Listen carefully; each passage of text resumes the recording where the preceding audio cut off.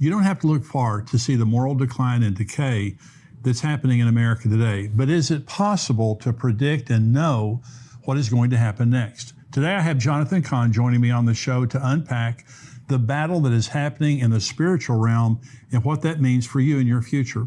For access to today's entire show, become a subscriber at endtimes.com for only $7 a month. I also want to remind you of my new book, Look Up, which is available now.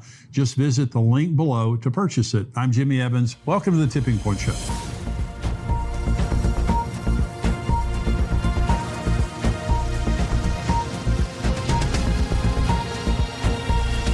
Welcome to the Tipping Point Show. I'm Jimmy Evans. I am so glad that you have joined me today. I'm honored today to have joining me on the show my good friend, Rabbi Jonathan Cahn.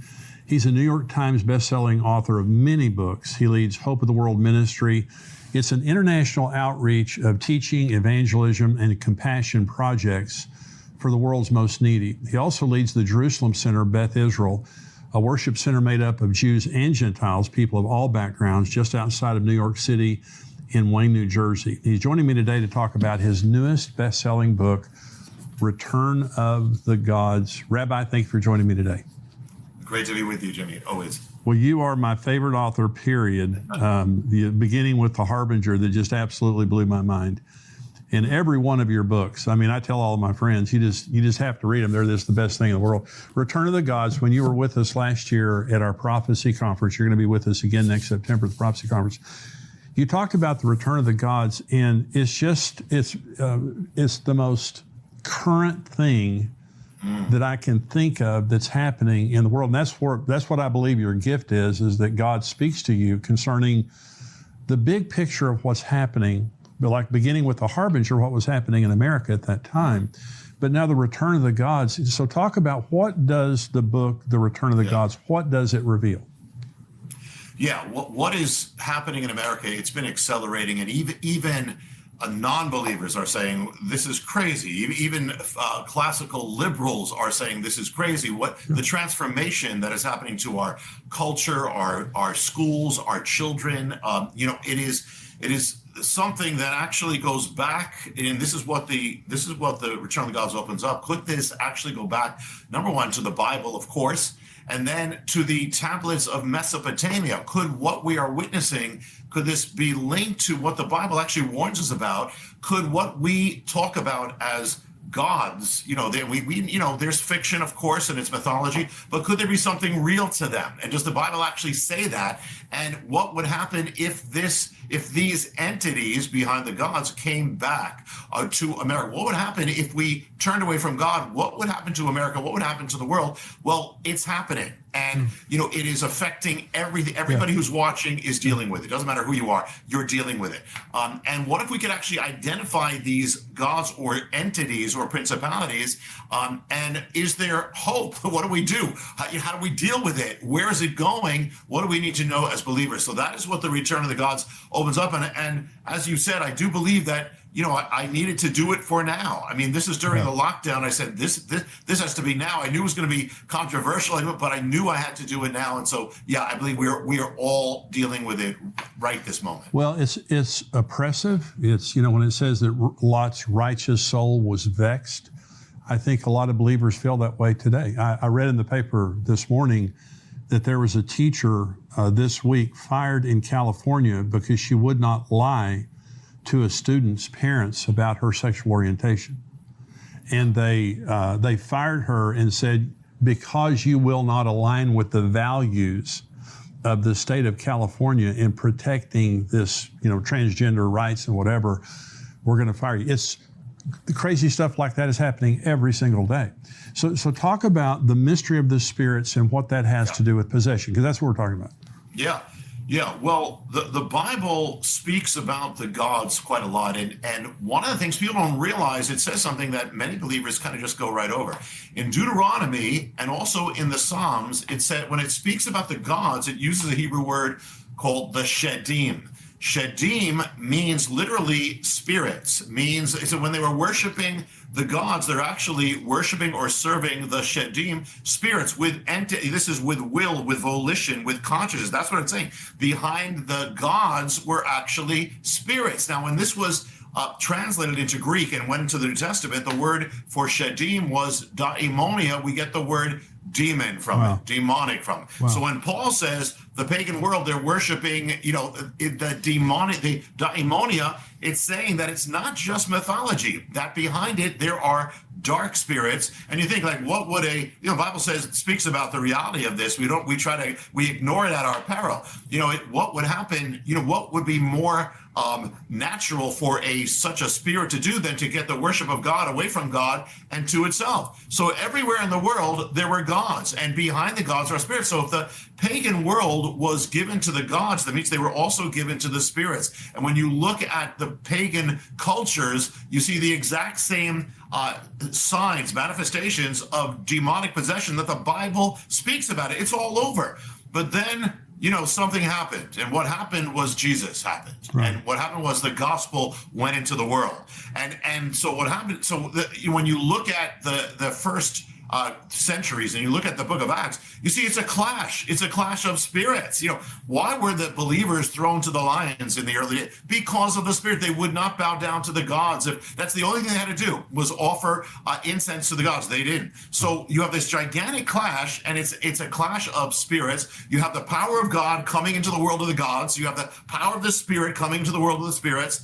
And in the end, of course, it prevails. And so monotheism prevails. The gods are on their way out. You have the shrines of Dionysus are abandoned. The temples of Zeus are empty. But the thing is, if behind the gods were spirits, then it wasn't just the ending of worship of these gods. It was a mass exorcism. It was Western civilization was exorcised. We have to. This is one of the most important things we can understand. That's what made the West different. It was unlike the other cultures. Exorcised. So, but here's the thing. What happens, because the gods, behind the gods are spirits. Spirits don't die. So that means there's a warning that they can come back. And actually, the warning comes from Jesus, and actually a parable that people don't realize is actually a prophetic warning. Man, well, I've heard you say before about this mass exorcism of the West. We take that for granted. But what's really happening now is we're seeing the repossession of the West and America now on was it the Grammys or the Oscars a couple of weeks ago? Sam Smith, the singer, dressed up like the devil, and they were, singing this song about evil and all those kinds of things like that. It's becoming more and more blatant. Satanism is becoming more and more blatant on school campuses and in institutions and things like that. So you talk about unlocking this mystery of the return of the gods, the house of the spirits. So talk about that. Yeah. Well, most believers know that Jesus gave a parable about this, but they don't realize how big this is. And that is that the ramifications. He said, when a spirit leaves a man, it goes looking for a place to dwell, but doesn't find it. It says, I'm going to go back to my house. Talking about the guy. Goes back to the man and then says, you know what? He finds the house clean and swept and empty. Brings back 7 other spirits more evil. They take over the house. They repossess the man. And the Lord says the end of the last state is worse than the first state. And so now we could take that, most people do. Well, it's about the man. And, if once you know the Lord, don't turn away. That's all true. But it's deeper than that, because at the end of it in Matthew, he says, so it shall be with this generation.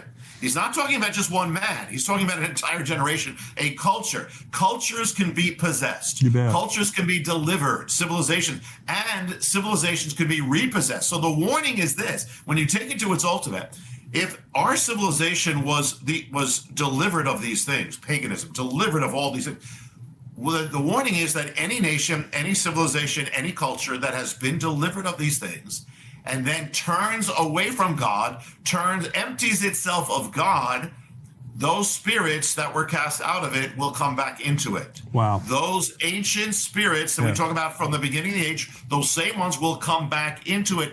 In a sense, the gods will return to take possession. So look at, Jimmy, consider, what happened to Russia? when they turned away from God. It wasn't neutral. Communism wasn't neutral, or it was demonic. Right. Millions were killed. Right. What happened when the land of the Reformation turned away from God? Germany, what happened was not neutral, it was demonic. Right. And so the scary thing is that it's a dangerous thing for any culture to turn away from the gospel, to turn away from God, and turn away from very dangerous. And the thing is, now it's happening in America. Yes, it's happening around the world. It's actually the biggest turning away. It may be more gradual than, say, Hitler or, say, Stalin, but it is happening all over. This is an end time thing. And so the thing is that what it means is that what we are witnessing, what we've witnessed for the last half century of America, is not natural. It is supernatural. It is a possession. It's a repossession. It is a paganization.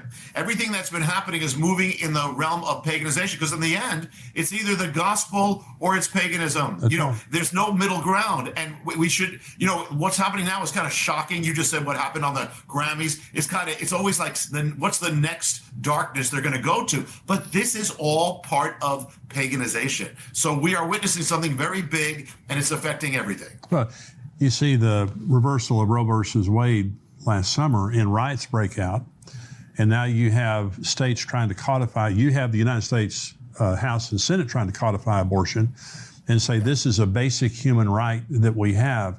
And this goes back to Moloch, the worship of Moloch and the killing of children. In other words, this is not new, what we're seeing. So if the gods returned, the spirits returned, what would that look like? Yeah. Well, the first thing is it would happen when America or the West begins emptying itself of God, the warning of Jesus. So when did that happen?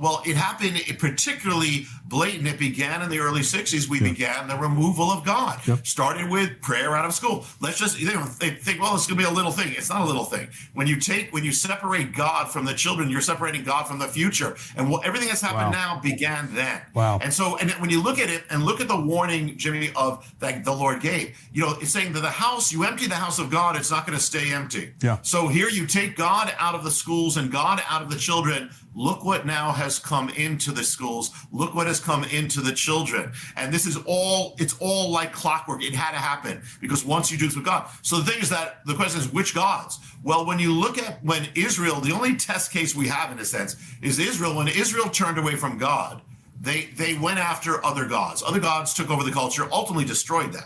And there were several gods, but three in particular that kind of sum up the entire fall. And I call it in the Return of the Gods, I call it the Dark Trinity.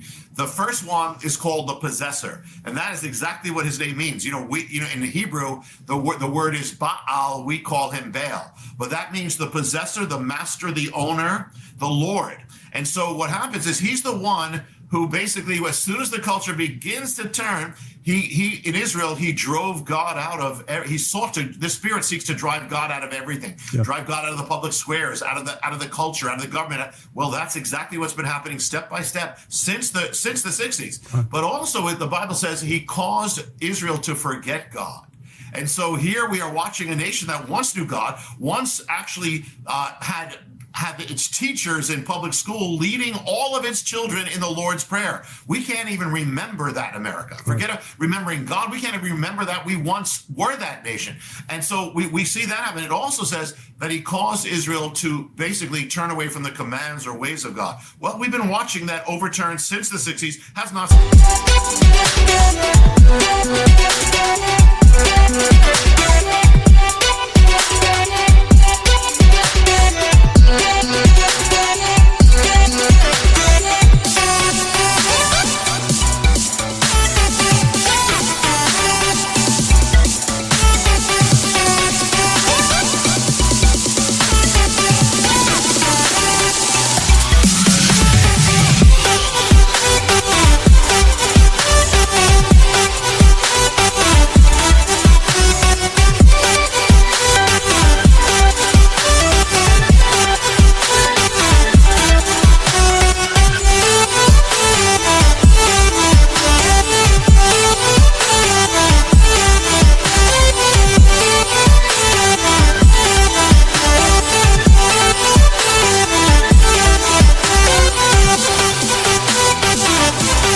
To this day, but literally it has caused America to strike down the 10 commandments, literally, just as Israel did. But also it's behind things like, we don't even realize it's behind things like wokeism. We have much more from Jonathan's interview on endtimes.com on our subscription site, including what signs he is seeing in America today that shows our culture is being overtaken by the pagan world. To become a subscriber, visit endtimes.com and join us for only $7 a month. Along with the rest of today's interview, you'll get access to all of our End Times articles, shows, and teaching. Join us at endtimes.com today.